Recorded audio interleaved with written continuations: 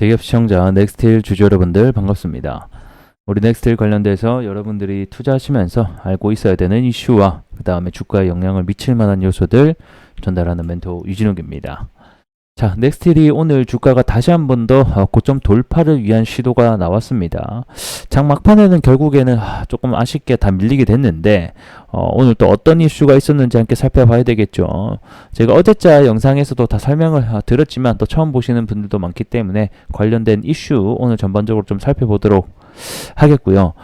그리고 또 이슈가 하나가 더 있습니다. 우리 넥스틸 같은 경우에는 사실상 관광 회사이기 때문에 크게 연관이 없다 이렇게 또 생각할 수는 있지만 우리 넥스틸이 관광을 만들기 위해서는 포스코나 현대제철에 이 원재료를 가지고 오기 때문에 이 원재료 관련된 현재 포스코 현대제철이 이 중국 제품에 대한 이 반덤핑 제소를 나서기 시작했다 이런 이슈가 있습니다. 그래서 해당 관련된 내용들도 좀 함께 살펴보는 시간 가져보도록 하겠습니다. 자, 오늘 상승이 나왔던 이슈를 살펴보게 되면 이 미국이 중국에 대한 관세가 곧 발표될 것이다라는 소식이 들려오고 있습니다.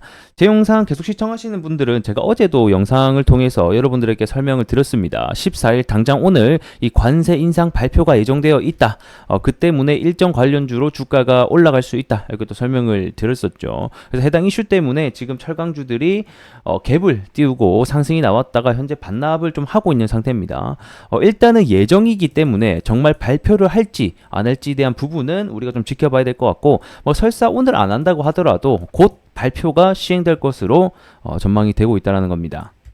미국은 왜 중국에게 이러한 관세를 하느냐 이걸 보게 되면 이 중국 같은 경우는 현재 보조금이라던가 이 정부에서 제조업 투자 부분을 좀 많이 밀어주고 있는 상황입니다. 그래서 1분기 GDP 성장률에서도 보게 되면 이 제조업 투자 부분에서 9.9%의 상승률을 보여주기도 했었습니다. 자, 그렇게 막강한 제조업 투자로 인해서 물량이 증가를 하겠죠. 근데 해당 물량을 자국 내에서는 소화시킬 수 없는 내수 경기다 보니까 값싼 저가 제품으로 수출을 막 하고 있는 상태다 이렇게 보시면 될 것 같고 그러다 보니까 이 중국산 철강 제품이 이 수출이 전년도 대비해서 30%나 증가하는 이러한 사태가 발생을 하고 있는 겁니다. 그럼 미국의 입장에서는 저가 값싼 철강제들이 국내 자국에 들어오다 보니까 당연히 방어를 해야겠죠. 그럼 방어를 하기 위해서 관세를 도입함에 따라서 자국 산업을 보호하겠다 이런 명목이 있습니다.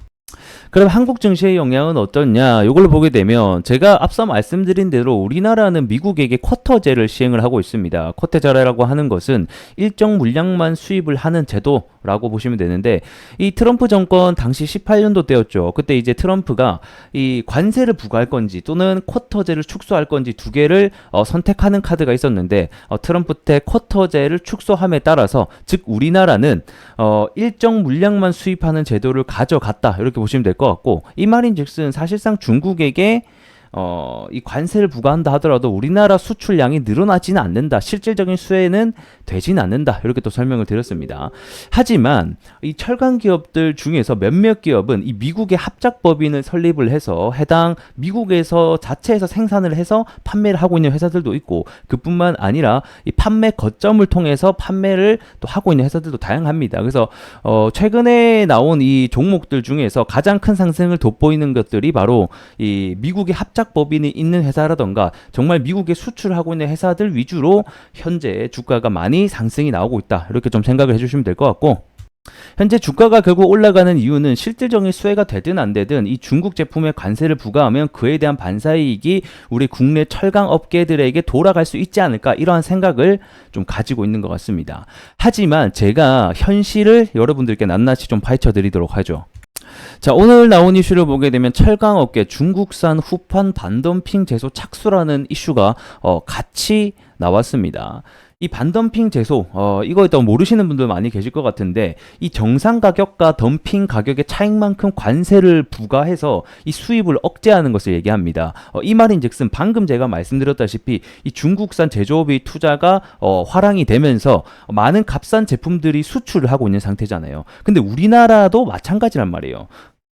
이 중국 같은 경우에는 수요 부진으로 이 남아도는 물량을 저가로 밀어내기 하면서 이 시장 가격이 왜곡이 되고 있는 상태입니다. 그래서 만약에 미국의 관세를 크게 받음으로 인해서 수입이 많이 축소가 된다라고 하면 이 저가 물량들이 우리나라에게 오히려 피해가 될 수 있다라는 겁니다. 그래서 지금 뭐 현대제철이라든가 포스코 두 개의 어떤 철강을 생산하는 기업들이 굉장히 지금 곤두서 있다 이렇게 보시면 될 것 같고, 그래서 현재 반덤핑 제소까지 착수를 하는 일이 벌어지고 있습니다. 뭐 사실 이 반덤핑 제소 착수 같은 경우는 이번이 처음이 아닙니다. 과거에서도 꾸준히 이 중국산 저가 철강 제품과 그 다음에 엔저로 인한 일본산 철강 제품을 때문에 이 국내 산업이 피해를 받고 있으니 반덤핑을 하겠다라는 제소에 지금 현재 들어가고 있는 상태라고 보시면 될 것 같고, 근데 이번에는 이 후판까지 이 반덤핑 제소에 들어갔다라는 소식입니다. 그래서 해당 내용을 보게 되면 원가보다 낮은 가격으로 후려치면서 국내 수요가 몰릴 수밖에 없다. 이렇게 얘기를 하고 있죠. 그래서 국내 가격이 심각하게 왜곡되고 있는 상황이다. 이렇게 얘기를 하고 있습니다.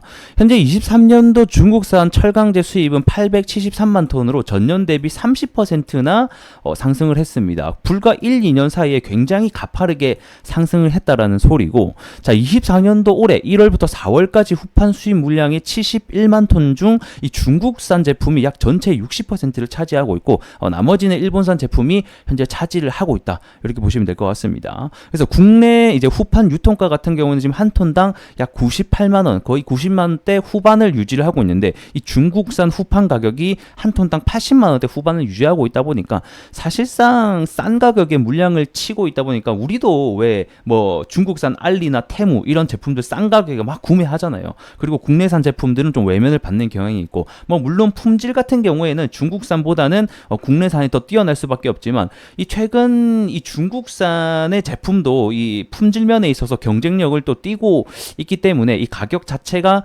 낮은 것은 결국 우리 산업이 피해를 볼 수밖에 없는 이런 구조가 될 것 같습니다. 자, 그래서 결론이 뭐냐 좀 정리를 해보도록 하겠습니다. 자, 이번 미국이 중국에 대한 관세 발표 소식 있습니다. 지금 현재 예정이 되어 있고, 오늘 발표가 날지 여부를 우리가 좀 함께 지켜봐야 될 것 같습니다. 근데 만약에 이거를 낱낱이 좀 들여다본다라고 하면 진짜로 실질적인 수혜인가? 이 부분을 우리가 고민해 본다면 그렇지 않다라는 거예요. 일단 쿼터제를 운영하고 있기 때문에 일정 물량만 수입을 하고 있기 때문에 실질적인 수혜도 아니고, 실질적으로 미국에서 수출이 막힌다라고 하면 우리나라로 더 값싼 물량에 대한 철강 제품들이 들어올 것이기 때문에 사실상 뭐 현대제철이나 포스코 이런 대기업들에게는 정말 안 좋은 상황이다 이렇게 볼 수 있고, 그 밑에 중소기업 단에 좀 작은 기업들이 있죠. 이 작은 기업들 같은 경우는 사실 뭐 우리나라 포스코나 현대제철 물량을 쓰는 회사들도 있을 거고, 또는 중국산 제품들을 또 사용하는 애들도 있거든요. 그래서 이거는 뭐 어느 기업이냐에 따라서 결국 호재냐 악재냐에 갈릴 것이지만, 전반적인 철강 시장에게는 사실상 좋지는 않다. 이렇게 전반적으로 알려드리도록 하겠습니다. 자, 우리 넥슬 같은 경우에는 18년도 그리고 과거에도 수차례 이 미국의 관세 영향을 좀 많이 받았던 기업이기도 합니다. 그래서 넥슬은 결국 이 미국에 대한 현지 법인에 대한 설립 필요성을 느끼게 되겠고, 결국에는 합작 법인을 설립을 하게 되면서 22년도부터 준공 및 가동을 시작을 하게 됩니다. 그래서 사실 이번 관세 영향의 반사이익을 받을 수 있는 대표적인 기업이라고 저는 또 보이거든요. 수출도 굉장히 많이 하고 있는 기업 중에 하나기도 하고요. 근데 좀 아쉬운 점이 있다라고 하면, 이번 이런 사태에 대해서 관광 기업들이 대부분 다 수혜를 못 받았어요. 그냥 일반 철강이나 다른 쪽으로 하는 기업들이 많이 받았고, 이 수출을 많이 하고 있는 관광 기업들은 사실상 주가의 변동성이 크게 작용받지는 못했다. 이렇게 좀 정리를 할 수 있도록 하겠습니다.